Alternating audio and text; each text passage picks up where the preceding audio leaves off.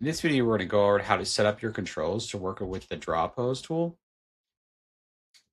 So to get to the draw pose context, you go up to the touch pose menu and there's draw pose there. And we can see I already have some other draw groups set up. But we're missing the upper lid, so we're going to set that up. All right, so first we're going to create the group. So go over to the menu and we're going to create a new group. Call this upper lid L. So now we need to add the members. So for the membership of this group, we're going to just use the tweaker controls of the lid, and we're also going to use the main blink control.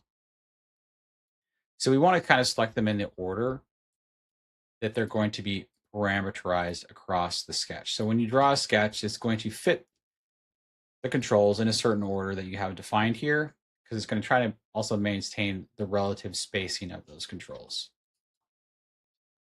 All right, so I selected them in order, and we'll go over here and we'll add my selected. So we add to the group, to the members here, to the group. And then we also want the main blink control. And so if we go into the context now, we can see that it draws things in the order that we have in the param order, right? So that makes sense for these tweaker controls. But then when we get to the main control, it gets to the end, and then it draws all over here. So we want that to be drawing kind of at the middle. So we need to change the order of the main control. Let's move that up here. Yeah, can you see, as I move it, it's going to update live in terms of how it's going to draw. You can see kind of that order changing. So, okay, so now we have our members defined. And so we talked about how we have kind of the broad mover, the lid control, and then we have the tweakers. So we want the broad controller being posed first when it's trying to fit to the sketch. And so we can control that in the apply order. So we're going to take the main blink control, and we want that to be posed first. The other tweakers, it doesn't really matter what order they're done because they're all just kind of localized. But obviously, you have a hierarchy of controls. You'd want that hierarchy represented here to get the best fitting. Okay, so now we have that basic setup. Let's try it out just to see what it's looking like. Oops. And that's really not working well. It's moving like the blink control way too much. And the way that we can control that is with calibration. So as we can see, like this blink control, it's a translate control, right? But it doesn't have a direct relationship to kind of how fast the deformation moves. So we can use calibration to say, like, when we move this one unit, how fast does like a vertex move? And we can calibrate based on that. So to do that, we need to specify some vertices as our kind of reference objects. So what I'm going to do is I'm going to select a ring of vertices, edge loop here. I'm going to get rid of the vertices, and I can select kind of all the members, and I can say get selected. And what it's going to do is it's going to wiggle each control in translation, and it's going to look at, of those vertices I have selected, like what vertex gets moved the most, and that's going to be its reference object. So we run that. So now we can see it has different vertices, so I can select that here. And see that for that control, it uses that vertex, which makes sense. We want. So now that we have these reference vertices, we can select all these guys and we can run a calibrate.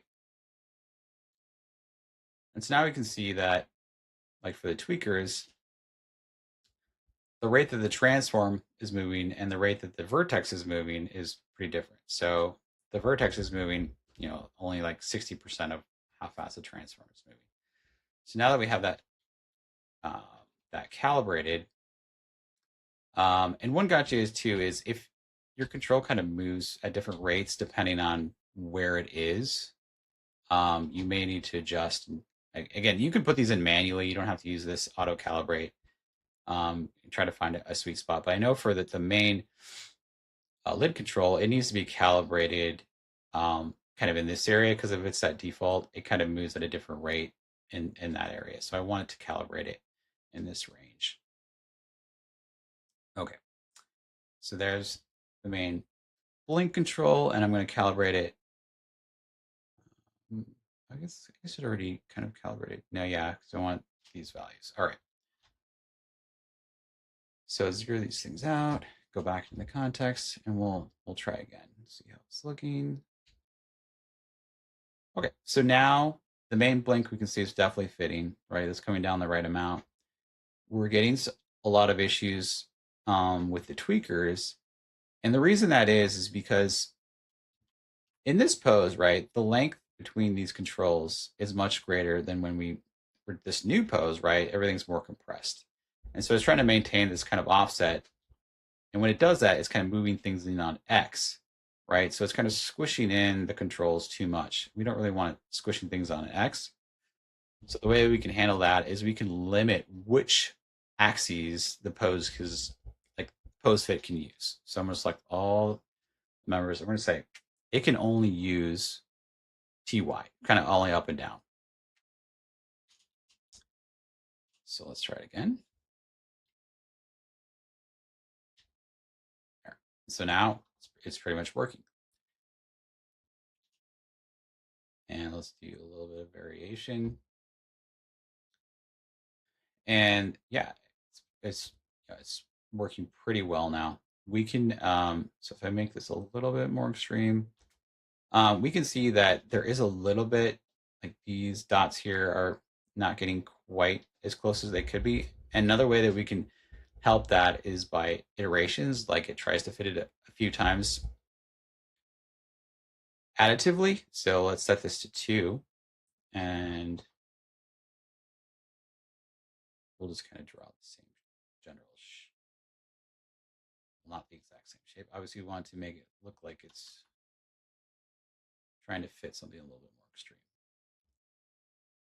So now that got a lot closer than it did our previous case because we have another iteration. Obviously, you don't want to go too far with that because that can just slow down because essentially it's just moving all the controls and tracking where things are going. So it could get a little bit slow if you made that really high. But usually you don't need to go too high for those iterations. And that's pretty much it.